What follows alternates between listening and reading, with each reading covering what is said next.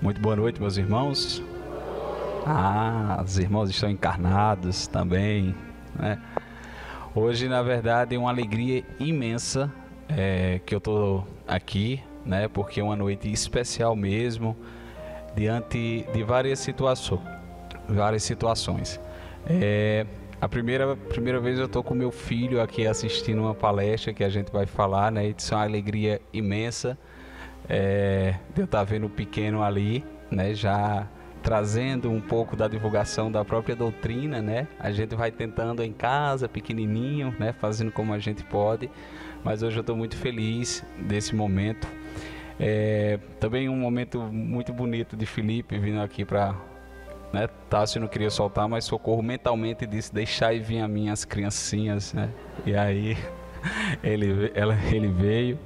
E também quanto ao Semearte, né? Porque eu lembro que o Semearte estava com a expectativa do CD chegar há algum tempo já, né? Uns 3 meses por aí. E da última vez estava quase certo de chegar no dia que a gente ia fazer uma palestra lá em Esperança, né? Então eu disse: que bacana, né? Mas não chegou, mas chegou ontem, né? E hoje, né? Chegou hoje e a gente está aqui também para proferir essa palestra. E assim, eu sou muito grato, já disse isso em várias vezes e repito, do tempo que fui acolhido dentro desse grupo, e realmente posso falar, sei o carinho e a dedicação que eles têm para que esse CD esteja pronto, né? Então o que tem aí, na verdade, não só são canções, não só são melodias, é muito amor que tem aí, é muita dedicação, e sempre vale a pena a gente escutar, né? Uma música que nos enobrece, que nos direciona. Então é uma noite de muita alegria, e quanto mais a gente poder falar hoje sobre o Livro dos Espíritos, né? Que também a gente está em comemoração sobre ele. Então, na verdade, meus irmãos, são 1019 perguntas. A gente tem até que hora, Socorro? Que para a gente falar de 1019 perguntas, né? Então pronto, então umas 9 horas a gente vê essas 1019 perguntas, né? Mas há um tempo atrás, há uns 2, 3 anos, eu tive a alegria também de ser convidado pela direção da casa de poder iniciar um curso do Livro dos Espíritos. E geralmente quando a gente chega para estudar na casa espírita, normalmente na codificação, no Pentateuco de Kardec, nós começamos geralmente não é uma regra, pelo Evangelho segundo o Espiritismo, até porque é algo que a gente é mais acostumado diante da religiosidade, diante das consequências morais que a doutrina nos traz. É no Evangelho que a gente escuta o modelo e guia que é Jesus, que nos dá o direcionamento para a nossa reforma íntima, para o nosso amparo moral. E geralmente a gente entra também no curso, na casa do Evangelho segundo o Espiritismo, mas nós temos que falar também desse livro base, desse início da doutrina dos Espíritos que está lá no Livro dos Espíritos. É a partir dele que tudo começa a acontecer na doutrina dos Espíritos. E quando eu vim fazer esse curso, eu perguntei o tempo aqui a Socorro, porque a gente está no 3º ano de estudo e a gente ainda não terminou o livro. Em 40 minutos a gente vai tentar ver o que a gente faz aqui. Mas é porque é uma obra que necessita com que a gente leia, com que a gente preste atenção em cada pergunta do codificador e em cada resposta dos Espíritos. O direcionamento e a profundidade de cada questão que o Livro dos Espíritos nos dá. Então, no dia 18 de abril agora, comemoramos 161 anos do lançamento da primeira edição do Livro dos Espíritos. E essa alegria que nós temos aqui hoje, de estarmos reunidos, de estarmos conversando, de estarmos falando, do Semearte estar musicalizando, não seria possível se não tivesse ainda essa doutrina que nos desse esse amparo, esse ensinamento, que tirasse essa cortina da ignorância para cada um de nós e nos mostrasse de uma forma real, de uma forma racional, o significado de tudo que nós estamos fazendo por aqui. E eu acho que para que a gente possa falar do Livro dos Espíritos, para que a gente possa falar dessa doutrina dos Espíritos, nós precisamos compreender, na verdade, o significado dele dentro da nossa história. O que ele trouxe, na verdade, para nós. O que é que ele significa para a gente. O codificador Allan Kardec, o porquê da sua da sua missão, o porquê dele estar à frente de uma missão tão nobre para trazer uma mensagem tão edificante. Assim como o Socorro leu no Evangelho segundo o Espiritismo, Jesus nos falou sobre o Consolador prometido, de que algo viria. A mensagem de Jesus é há mais de 2000 anos. Quando o Livro dos Espíritos foi lançado, em 1857, tínhamos 1857 anos depois, 19 séculos depois dos ensinamentos de Jesus. Por que tanto tempo para nós, para que esse Consolador pudesse chegar até a gente? Por que ainda tantas situações precisaram ocorrer para que só no século XIX a gente tivesse o entendimento e a palavra dessa boa nova? Falavam-se muito em espiritualidade, falavam-se já nos tempos antigos, mesmo antes de Jesus, falavam-se também sobre a imortalidade da alma, falava-se também sobre a reencarnação. Quando Siddhartha Gautama, o Buda, perguntou aos seus discípulos o que era o oposto da vida, e os seus discípulos disseram que era a morte, e Buda respondeu que não, que era a reencarnação. A necessidade de a gente compreender melhor a reencarnação, porque até então a mensagem de Buda ainda não traria uma forma da reencarnação mais consciente, mais justa e mais lógica.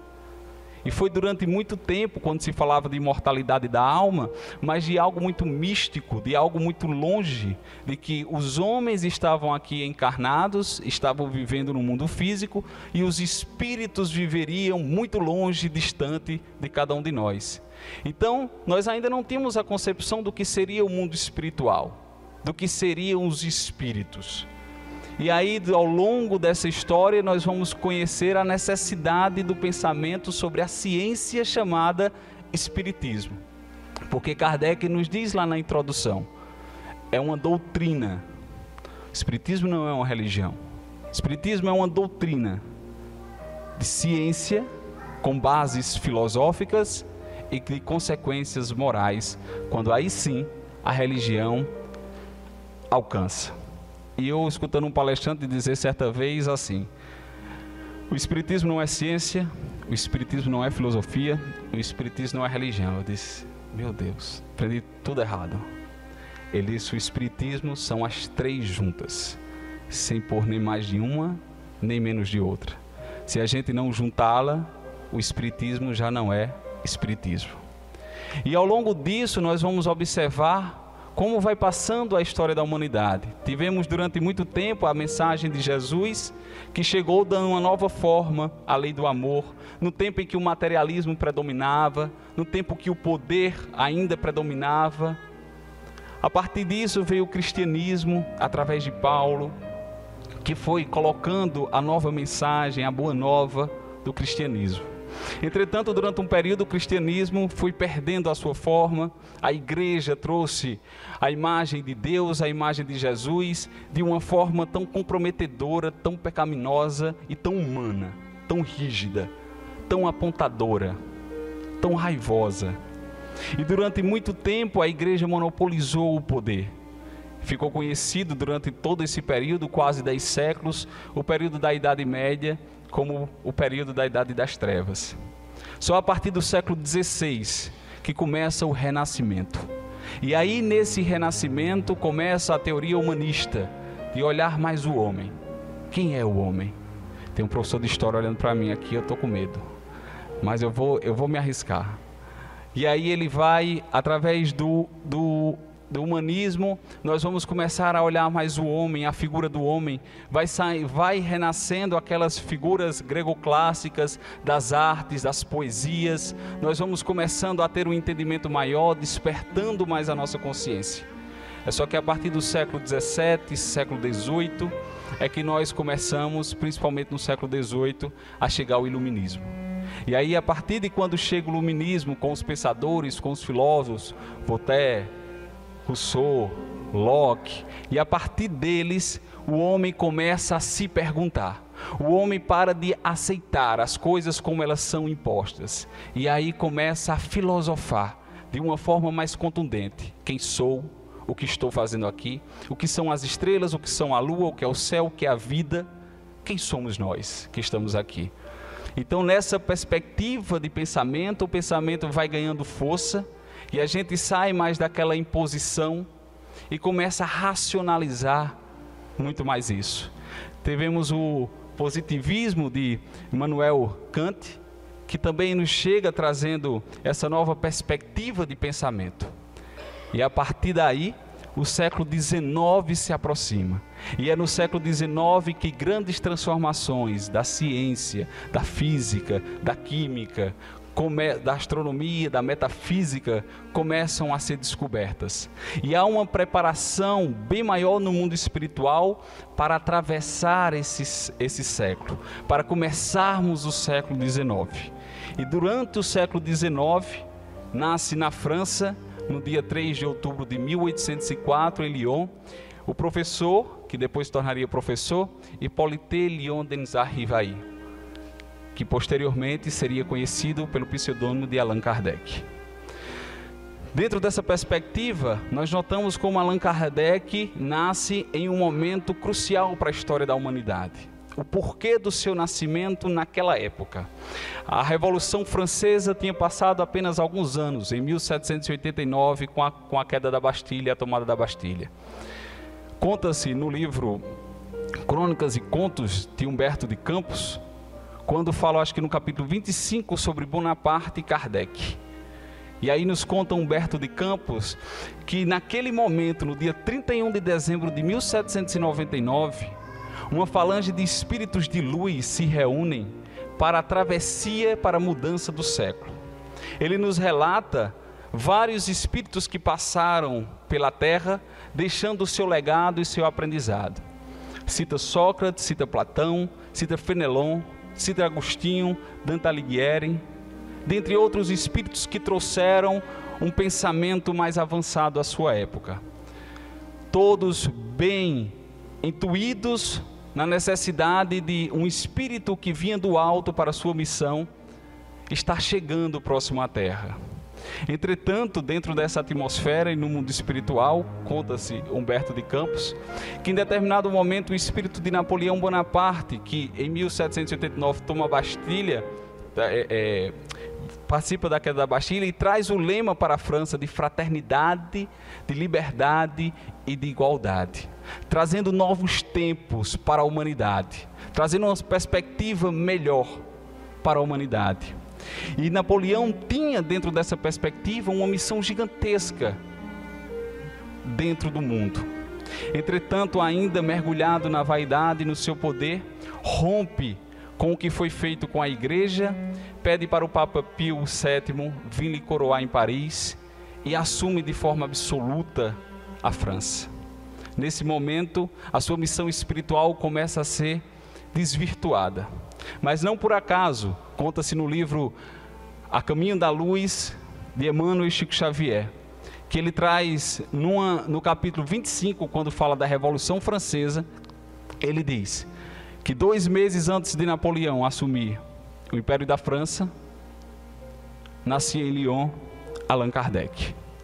E nessa perspectiva, Kardec começa a estudar, vai até a Suíça para estudar na faculdade suíça e através do método Pestalozzi, um grande estudioso, atualiza com o seu método e retorna em 1828 para Paris, para a França.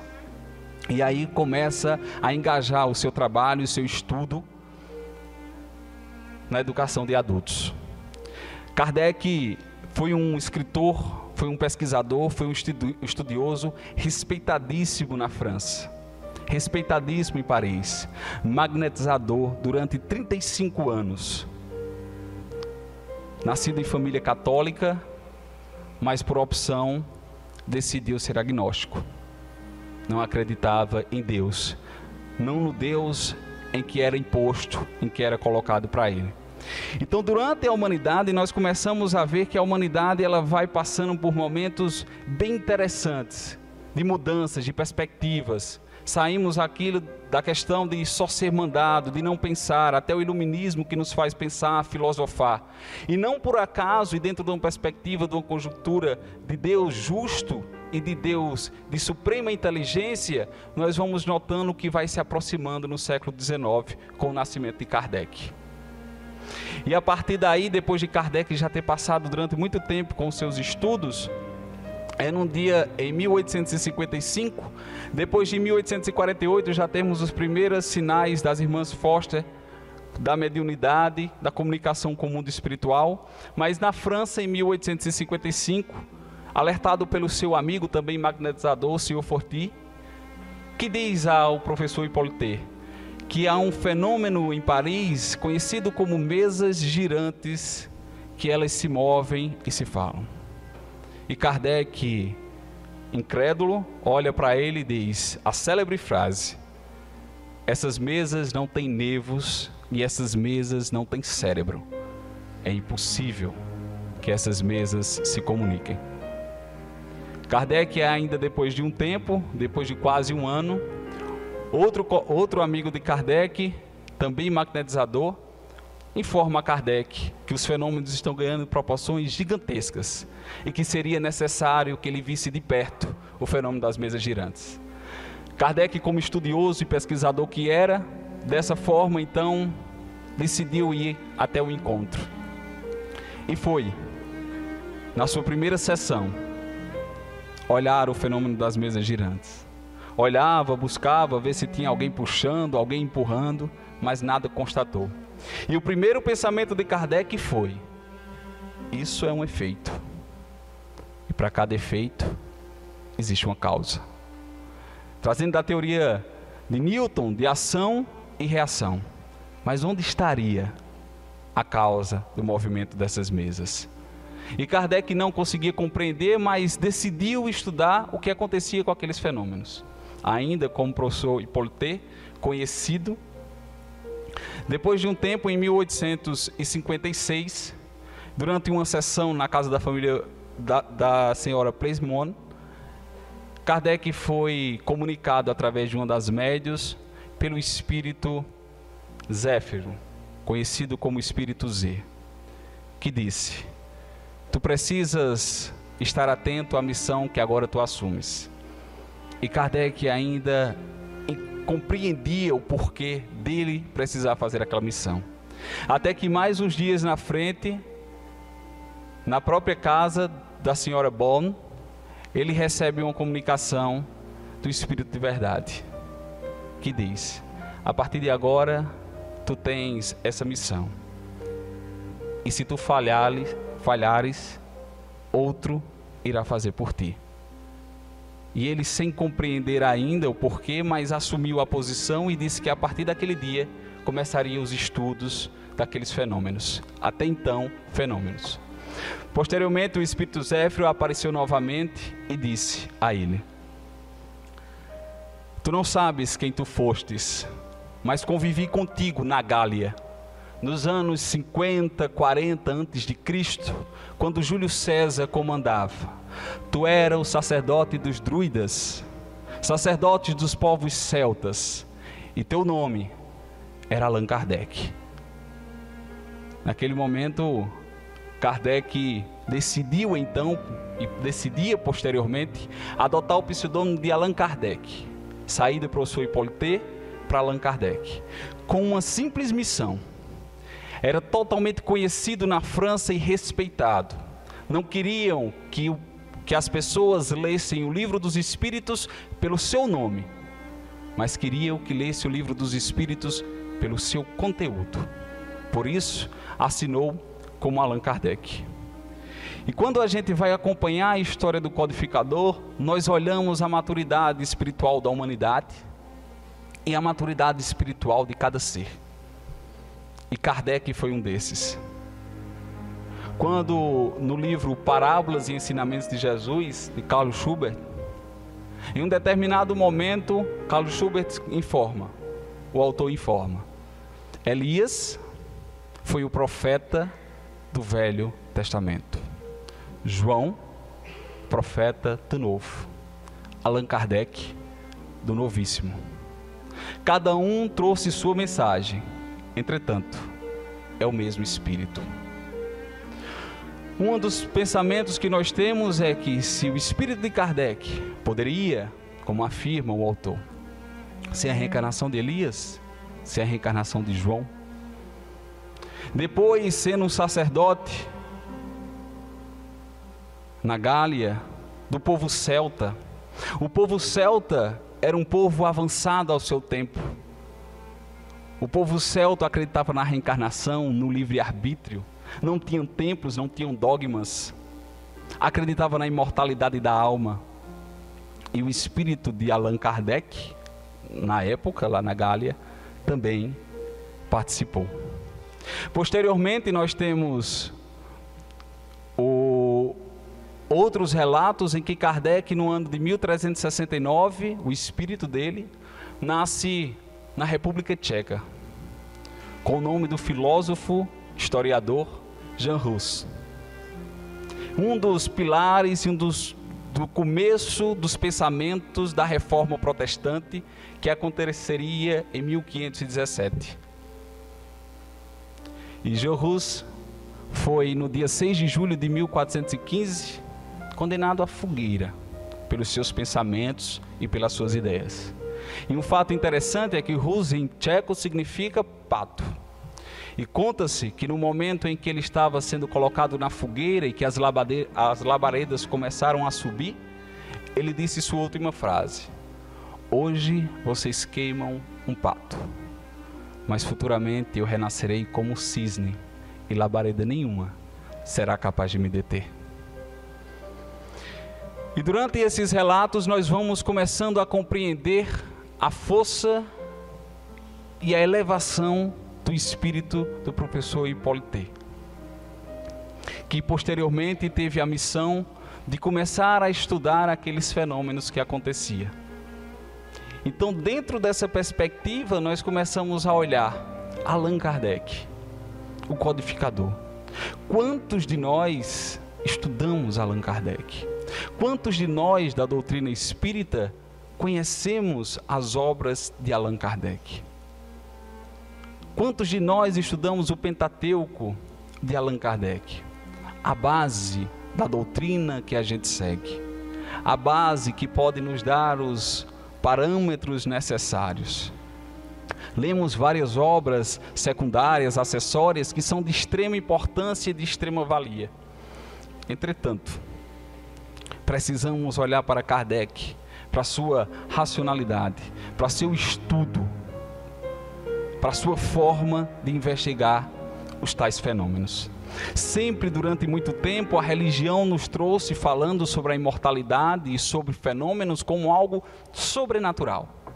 Até que Kardec começa a estudar o Livro dos Espíritos e trata como um fenômeno natural e que é normal. Até que no dia 18 de abril de 1857, no sábado à noite, é lançado a primeira edição do Livro dos Espíritos, com 501 a 503 perguntas, se eu não me engano, dividido em 3 partes. Em 1859, Kardec lança outra obra, O que é o Espiritismo? Necessário e importante demais no entendimento do que significa essa doutrina que começamos a adentrar. Em 1860, em março, Kardec lança o que nós estudamos hoje, o Livro dos Espíritos, na sua 2ª edição, com 1019 perguntas, divididos já em 4 partes. E aí, Kardec divide esse Livro dos Espíritos, mas ainda sofre muita resistência. Imaginemos nós, século XIX, nós trazermos uma doutrina nova, nós trazemos uma doutrina que tira e retira muitos mitos e muitas afirmações até então muito encravadas. 161 anos depois, estamos nós aqui ainda com a dificuldade de trazermos a doutrina espírita, porque não se acredita, não se crê, não existe, é coisa do demônio. Imaginemos isso no século XIX. Tanto é que um dos amigos de Kardec requer em Barcelona alguns livros do professor, em 1861, e ao ser enviado alguns livros, dentre eles o Livro dos Espíritos, aquilo que ficou conhecido como Alto da Fé. Esses livros são queimados em praça pública. Então, nessa dificuldade histórica que nós temos da implantação dessa doutrina dos Espíritos, imaginemos o cristianismo, imaginemos o catolicismo. O cristianismo há mais de 2000 anos, o protestantismo há mais de 500 anos. E nós, da doutrina espírita, temos apenas 161 anos. Olha o que nós temos ainda para percorrer e para aprender. E já somos beneficiados porque recebemos essa doutrina agora de uma forma mais clara. Porque no ano de 1857, quando é lançado o Livro dos Espíritos, muitas afirmações ali ainda precisariam ser comprovadas ao longo do tempo. Hoje, nós já temos muitas confirmações do que aquele livro, do que esse livro nos mostra. E mesmo assim, ainda é uma dificuldade. E nessa noite de lançamento, foram vendidos e doados mais de 100 exemplares do Livro dos Espíritos. Então, através de uma história que nos leva a uma preparação espiritual, uma preparação para que a gente possa receber a boa nova, Jesus nos fala há 2000 anos sobre o Consolador prometido. Esse Consolador prometido chega a nós praticamente 19 séculos depois.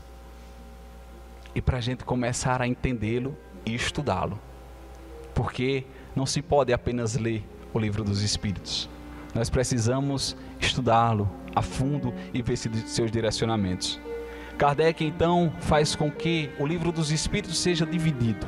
E na sua estrutura didática, ele faz da sua primeira parte sobre as causas primárias. A segunda parte, Kardec coloca sobre o mundo espiritual. A terceira parte, ele nos fala sobre as leis morais ou as leis naturais. E a quarta parte, sobre esperanças e gozos futuros e consolações. Nessa estrutura didática, nós vamos ver no porquê o professor faz essa divisão. E também a sua estrutura de perguntas e respostas, ainda discípulo de Pestalozzi, que traz esse método de perguntas. E Kardec, para quem já teve a oportunidade de ler o Livro dos Espíritos, para quem teve a oportunidade de já estudar o Livro dos Espíritos, Kardec é insistente. Kardec é chato. Tanto é que muitas vezes os espíritos até perdem a paciência um pouco com o codificador. Ele já te responde isso. E notamos nas perguntas de Kardec uma busca de os espíritos se contradizerem. Sempre. A repetição da pergunta é proposital. Uma busca de contradição. E muitos de nós ainda não podemos dizer, mas o Espírito de verdade, então quer dizer que vocês estão com toda a verdade? Não. Nós não temos ainda a capacidade do conhecimento da verdade. E muitas respostas dos Espíritos estão lá. Ainda não te é permitido saber. Ainda tu não compreendes o sentido das coisas. Quando a gente faz sobre a natureza íntima de Deus, Kardec ainda faz essa pergunta. E ele nos diz, não tem como tu saber, falta-te sentido para entender. Porque como dizia Spinoza, o filósofo holandês, definir Deus é muito vago, o limita. Ele é a natureza da natureza. Então não tem como a gente definir Deus, mas Kardec, de forma proposital, na primeira pergunta do Livro dos Espíritos, nas causas primárias, ele faz a pergunta que ninguém na história da humanidade já fez. Ele pergunta, que é Deus? Ele não pergunta, quem é Deus? Ele retira a personificação de Deus. E a gente passa agora para um Deus que não é pessoa, que não é humano. E aí a gente espera uma resposta de 8 páginas. E os Espíritos, de forma muito sábia, diz: inteligência suprema do universo, causa primária de todas as coisas. Uma resposta curta, mas de uma profundidade imensa. De uma profundidade que faz até hoje a gente ainda não compreender a extensão que Deus tem. E Kardec pergunta, como podemos, ainda na pergunta número 4, como podemos ter provas da existência de Deus? E ele diz um axioma que existe, que não há causa, que não há efeito sem causa. É só olhares no que não for obra do homem, que é obra de Deus. E notemos que Kardec ele faz uma ciência, estudando a ciência do Espírito. Depois uma filosofia baseada nessa ciência do Espírito. Kardec pergunta a origem, de onde vem. O que é o Espírito? Na pergunta número 23. Princípio inteligente. Nos respondem os Espíritos. Ora, eles querem saber, o Kardec quer saber o que é o Espírito, e mais na frente pergunta ainda se nós podemos saber o princípio de todas as coisas. E os Espíritos dizem, não, porque vocês ainda não compreendem, e falta sentido ainda. Nós não conseguimos compreender nem Deus, quanto mais o princípio de todas as coisas. E Kardec traz dentro dessa proposta de O Livro dos Espíritos. Quando nós, antes de iniciar o primeiro capítulo, nós lembramos que há uma introdução. Nós lembramos que há um prolegômenos. E essa introdução tem 17 capítulos. Mas geralmente nós costumamos pular as introduções. Nós não gostamos de introdução. Às vezes a gente fica tão impaciente que quando começa uma música e começa a introdução da música, a gente pula. Começa a letra, eu quero escutar a letra da música, né? Mas sabendo que a introdução é que vai nos dar a base do restante da música, do restante do livro. A introdução de Kardec, ele vai nos deixando mais próximo das palavras que nós vamos descobrir a cada capítulo e a cada pergunta. E Kardec traz 3 novas palavras, dizendo também, para ideia nova, como o Espiritismo, palavras novas. E Kardec fala da palavra espírita, espiritista e espiritismo. Por isso que causa estranheza, vez ou outra, quando nós escutamos a expressão espírita kardecista. Ora, a palavra espírita foi criada pelo codificador. Espírita só pode sair dele. Se a gente pode falar de espiritualismo, que já existia, tudo bem. Mas as 3 palavras foi criada por Allan Kardec. Espírita, espiritismo, espiritista, para poder denominar. A doutrina dos espíritos não é a doutrina de Kardec. Não tem como sermos kardecistas. Nós seguimos a doutrina dos espíritos, não a doutrina de Kardec. Então, o conceito, acho que equivocado que nós temos sobre espírita kardecista. Nós somos espíritas. Dentro desse conceito está na introdução do Livro dos Espíritos. E aí, a partir do início que nós temos do primeiro capítulo das causas primárias, passamos ao segundo capítulo sobre o mundo espiritual. E aí Kardec nos demonstra que o mundo espiritual não é um mundo distante, um mundo longe. Kardec, através do conhecimento dos espíritos, nos mostra que o mundo espiritual está mais próximo do que nós imaginamos. De que apenas aquele que se foi não morreu. Aquele apenas que se foi encontra-se em outra vibração, que nós estaremos brevemente e já estivemos outra vez. E aí a gente tem a perspectiva de 6 situações. Temos o mundo corporal e temos o mundo espiritual. E aí nós temos 6 situações que nós podemos falar sobre eles. A primeira é que existem pessoas nesse momento que estão saindo do mundo corporal e que estão indo para o mundo espiritual, através do desencarne. Depois, isso eu estou falando em relação a um dos princípios que Kardec fala, da interação do mundo corporal com o mundo espiritual. Para nós vermos a interação como ela é frequente. Nós temos alguém que sai do mundo corporal num processo de desencarne e está indo para o mundo espiritual. Temos o processo inverso, alguém que está vindo do mundo espiritual e entrando no mundo corporal, no seu encarne. Nós temos também as pessoas que estão vivendo como nós nesse momento, aqui no mundo corporal. Nós temos os espíritos que estão nesse momento no mundo espiritual. E nós temos também os espíritos no mundo corporal que interferem no mundo espiritual e os espíritos que estão no mundo espiritual que interferem no mundo corporal. E Kardec retrata isso no capítulo, na segunda parte do Livro dos Espíritos, nos falando sobre o mundo espiritual, nos falando que esses que estão no mundo espiritual interferem dentro do mundo corporal, quando ele cita lá sobre os anjos guardiões, sobre os médios, sobre os guias que estão próximos de cada um de nós, sobre os casos de obsessão do mundo espiritual para cá. Depois ele, tratando do fato de quem está no mundo corporal fazer influência no mundo espiritual, nós temos a emancipação da alma, nós temos a mediunidade. Fala da encarnação, da desencarnação, pela lei da reencarnação. Então, dentro dessa possibilidade, olha como Kardec ele vai perguntando e vai nos mostrando a proximidade que nós temos com o mundo espiritual. Como nós estamos em ligação direta, como nós estamos sempre próximos, como nós estamos sempre juntos. Por mais que muitas vezes nós não queremos acreditar, mas estamos tão próximos. E essa conexão é feita rapidamente. Às vezes estamos aqui, depois estamos lá. Em cada sonho que nós temos, damos uma passeada pelo mundo espiritual. Estamos aqui, amanhã desencarnamos, vamos ao mundo espiritual, estamos nessa transição.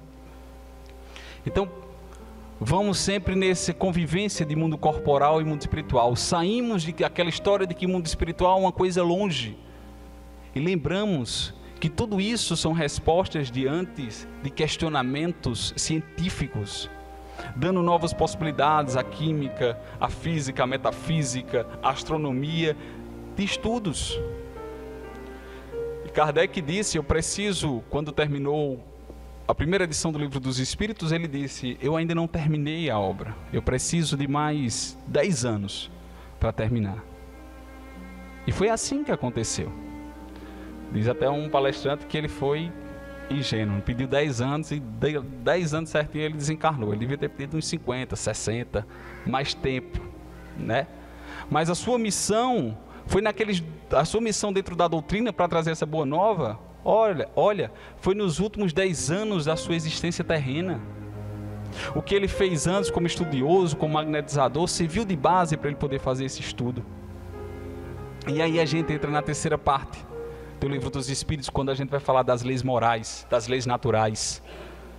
E aí a gente vai ver todas essas leis divinas de Deus, como a lei da destruição, como a lei da conservação, como a lei da igualdade, como a lei do progresso, como a lei do trabalho, a lei de reprodução, a lei de justiça, de amor, de caridade. Aí é que nós mostramos que são leis naturais, não leis inventadas e impostas pelo homem, pela religião, pelo dogma, pela igreja. Não, são leis inerentes a Deus.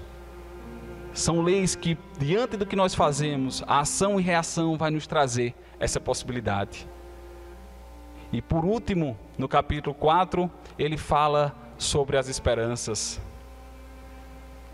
e as consolações. E aí ele traz o entendimento do que seria o homem no futuro, depois da sua vida terrena, onde ele vai, o que vai fazer, o que deve pagar ou não. E saímos daquela perspectiva de céu, de inferno, de purgatório. Vamos entrar na nossa consciência, em quem nós somos verdadeiramente. E aí a nossa consciência é a base de tudo. O céu, o inferno vai estar dentro de cada um de nós, diante do que nós fazemos aqui. Então ele desestrutura de uma forma muito convincente, através dos seus estudos, e traz essa perspectiva nova. Rompe com até então o que se entendia sobre Deus, sobre espiritualidade. Rompe com o que se entendia sobre os parentes que se vão, com o que diz a morte, sobre as comunicações mediúnicas. Kardec traz uma nova mostra a gente, através do Espírito de Verdade, trazendo esse prêmio e essa alegria para todos nós, que é a doutrina espírita. Auxiliado ainda por vários médios durante essa caminhada, Kardec lança posteriormente o restante da sua codificação. E essa codificação, ela é baseada em cada livro. No livro 1, das causas primárias, em 1868, um ano antes do seu desencarne, Kardec lança a obra A Gênese. A parte 2, que fala do mundo espiritual, em 1861, Kardec lança o Livro dos Médios. Na parte 3, quando fala das leis morais e naturais, Kardec, em 1864, lança o Evangelho segundo o Espiritismo. E, finalmente, em 1865, na quarta parte, ele lança o Céu e o Inferno. A codificação espírita, que nos faz racionalizar, que nos faz demonstrar que a fé e a ciência podem andar juntas, que nos faz mostrar de que a religião nada mais é do que um ligamento, uma ligação que nós temos com o divino, mas que a doutrina espírita pergunta, questiona. E foi isso que Kardec fez, e é isso que nós devemos fazer, questionar ainda, saber o porquê, dentro de uma doutrina que nos traz tantas respostas enriquecedoras. Então, diante desse contexto histórico, diante de um espírito tão elevado como o professor Hippolyte e posteriormente o pseudônimo de Allan Kardec, nós vemos a preparação desse livro dos Espíritos e o porquê da nossa comemoração. Inicia-se a doutrina dos Espíritos. E quantos de nós já fomos consolados?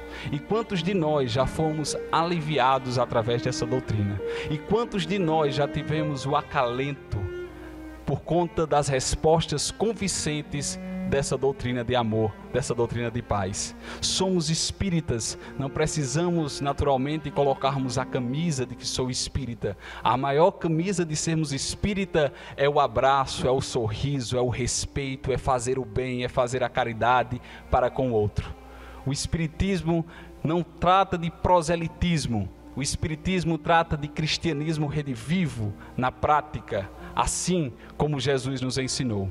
E essa doutrina, no dia de festa, merece as homenagens por tudo que nos mostra, pelo novo tempo, pela abertura da nossa consciência, pelo engrandecimento que ele dá a cada um de nós. Fica a nossa gratidão ao professor Hippolyte, Leon Denisard Rivail, posteriormente Allan Kardec, ao Espírito de Verdade, aos Espíritos que contribuíram para que essa obra chegasse até nós, a Jesus, o nosso Mestre, que nos guia diante dos princípios e que nos prometeu esse Consolador.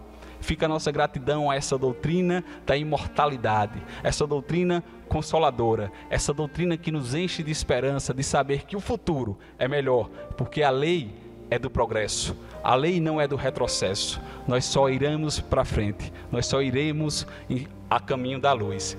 E eu gostaria, antes de encerrar, que o Grupo Semearte viesse até aqui para que a gente pudesse cantar a música Doutrina Espírita, porque eu acho que a gente precisa trazer essa homenagem para a doutrina espírita, que é uma música que foi composta por Rossandro Kligen, e eu quero encerrar a minha participação através do Grupo Semearte com essa canção.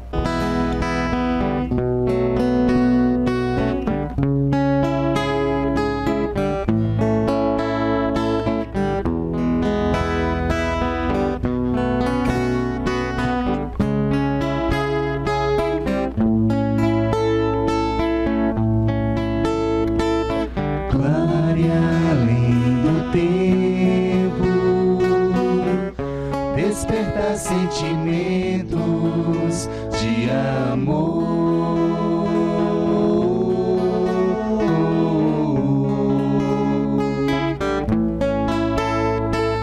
Graças eu te dou, Senhor, porque nos enviastes o Consolador.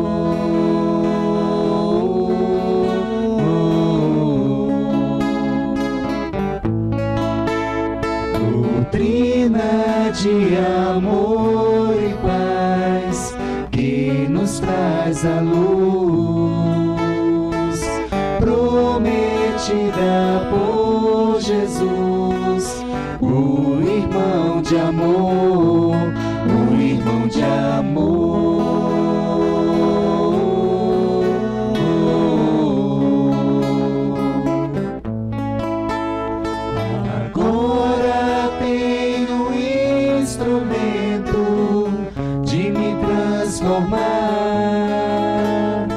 E sei que não estou sozinho, há irmãos a me ajudar.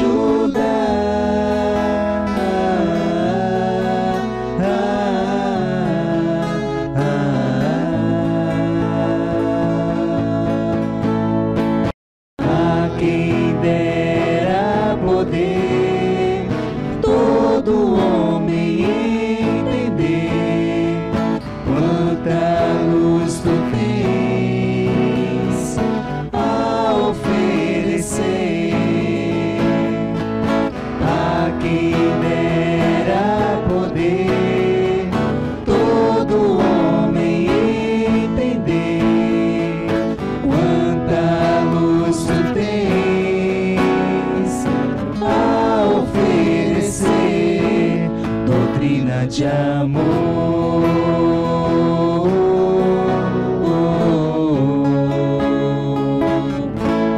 Doutrina de amor.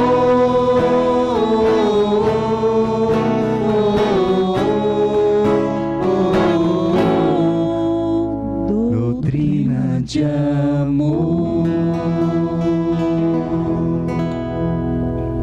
Muito obrigado.